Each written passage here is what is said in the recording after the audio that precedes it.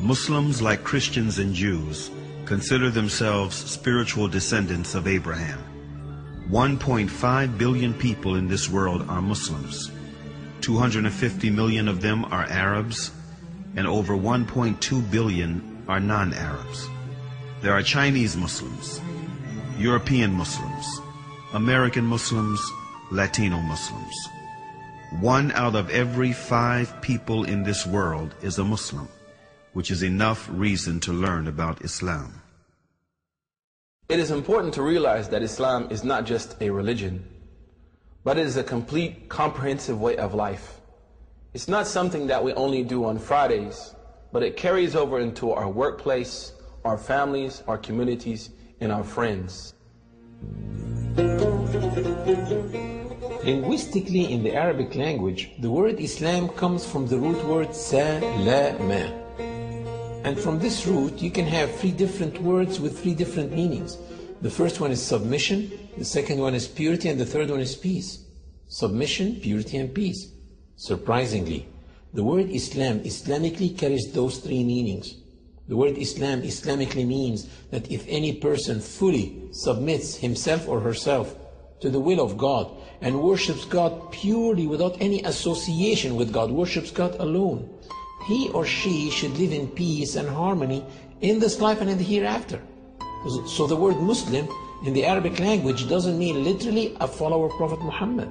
The word Muslim literally means someone who submits to the will of God and worships God alone.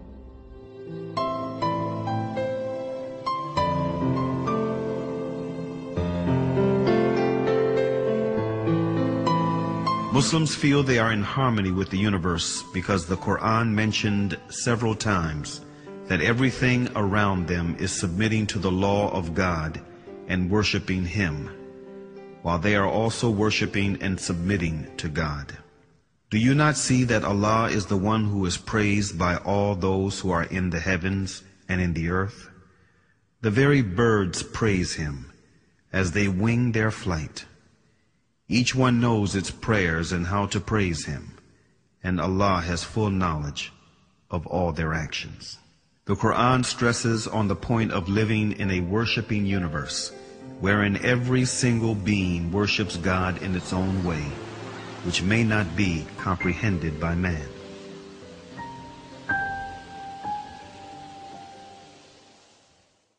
The Quran says, "The 7 heavens, the earth, and all beings therein declare His glory. There is not a single thing that glorifies Him with His praise, but you do not comprehend their hymns of His glory." These verses become very inspiring for me when I hear the birds twittering early morning or at sunset. I say, oh my God, can this be their 2 prescribed times of prayer?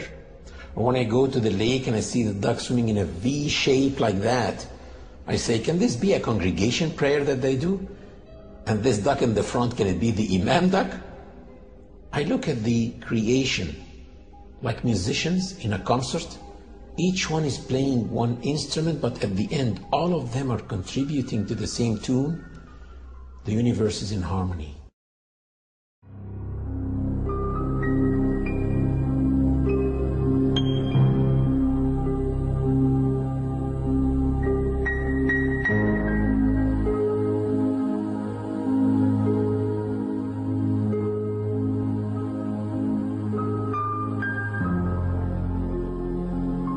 One of the really amazing things about Islam, and what caused me as a young man in North America to accept it as a way of life, is not only does Islam encourage us to accept the existence of our Creator, but also it pushes us to look into His creation, at the variance in colors and languages and cultures, and respect the power of this divine force through His creation.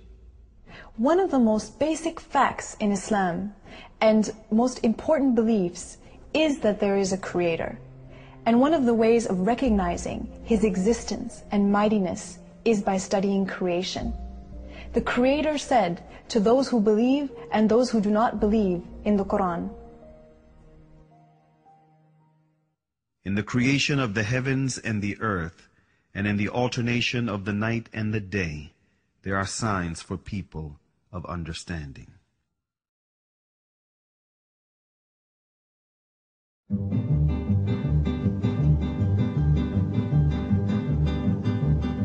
After deep thinking, many ancient and modern philosophers reached the fact of the existence of a supreme being who created this universe and is maintaining it continuously. Aristotle, an ancient Greek philosopher and student of Plato, tried to demonstrate this fact, saying, "We hold, then, that the God is a living being, eternal, most good, and therefore life and a continuous eternal existence belong to the God, for that is what the God is." If people look around them, they will see the intelligent design everywhere and in their own selves. Take the eye as an example. The light reflects on the object and then reflects on our eye retina, where it is transferred into pulses to a place in the brain called the center of vision. And it is probably one of the darkest places in the human body because it is completely insulated from light. It never saw the light. And all the images that we view in our lives are formed in this part of the body, the center of vision. We see all these bright, sharp, three-dimensional images in this part of the body, while thousands and thousands of engineers in TV factories are trying to come up with an image as sharp, bright, and clear, but still they cannot. And if someone claimed that TVs that we have at home just came by chance, atoms accumulated and made those TVs, no one will believe it. But still, some people believe that the vision system came by chance. Same applies for hearing, taste, the way kidneys work, the way livers work, etc., etc. The Creator said in the Quran, "Were they created without a creator, or were they their own creators?" René Descartes, a noted French philosopher and one of the most influential thinkers of modern times, was led to belief in God through doubt. He doubted that there is God, but doubt meant to him that he thinks, which in turn meant that he exists, which therefore meant that he was created. And since he did not create himself, therefore someone else must have created him, and that one should be the source of life. Can I be the author of my being? Or can I conserve myself at the present time? If this would be the case, then the idea of a perfect substance would be caused by my own mind. In order for this to be, I should have to be God himself. As this, I am clearly not. Infinity is before finitude. Immanuel Kant, one of the most influential thinkers of modern times, who is regarded as the last major philosopher of the Age of Enlightenment, was impressed by all the variations, numerations, and synchronizations in this world that make the existence of an omnipotent supreme being a fact. This present world presents to us so immeasurable a stage of variety, order, fitness, and beauty, whether we follow it up in the infinity of space or in its unlimited division, that even with the little knowledge which our poor understanding has been able to gather, all language, with regard to so many inconceivable wonders, loses its vigor, all the numbers their power of measuring, and all our thoughts their necessary determinations, so that our judgment of the whole is lost in a speechless but all the more eloquent astonishment.